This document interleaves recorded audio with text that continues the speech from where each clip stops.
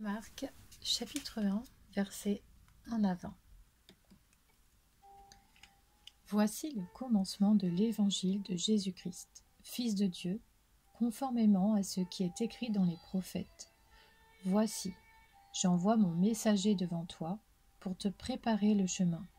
C'est la voix de celui qui crie dans le désert. Préparez le chemin du Seigneur, rendez ses sentiers droits. Jean parut. Il baptisait dans le désert et prêchait le baptême de repentance pour le pardon des péchés. Toute la région de Judée et tous les habitants de Jérusalem se rendaient vers lui. Reconnaissant publiquement leurs péchés, ils se faisaient baptiser par lui dans l'eau du Jourdain. Jean portait un vêtement en poil de chameau et une ceinture de cuir autour de la taille. Il se nourrissait de sauterelles et de miel sauvage. Il proclamait: Après moi vient celui qui est plus puissant que moi, et je ne suis pas digne de me baisser pour détacher la courroie de ses sandales. Moi, je vous ai baptisé d'eau. Lui, il vous baptisera du Saint-Esprit. À cette époque-là, Jésus vint de Nazareth en Galilée, et il fut baptisé par Jean dans le Jourdain.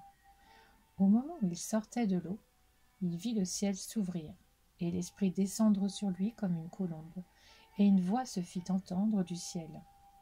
Tu es mon Fils bien-aimé, tu as toute mon approbation. Aussitôt, l'Esprit poussa Jésus dans le désert, où il passa 40 jours, tenté par Satan. Il était avec les bêtes sauvages, et les anges le servaient. Après que Jean eut été arrêté, Jésus alla en Galilée.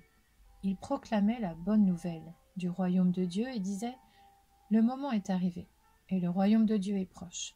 Changez d'attitude et croyez à la bonne nouvelle. Comme il marchait le long du lac de Galilée, il vit Simon et André, frères de Simon, qui jetaient un filet dans le lac. C'étaient en effet des pêcheurs. Jésus leur dit: Suivez-moi, et je ferai de vous des pêcheurs d'hommes. Aussitôt, ils laissèrent leur filet et le suivirent.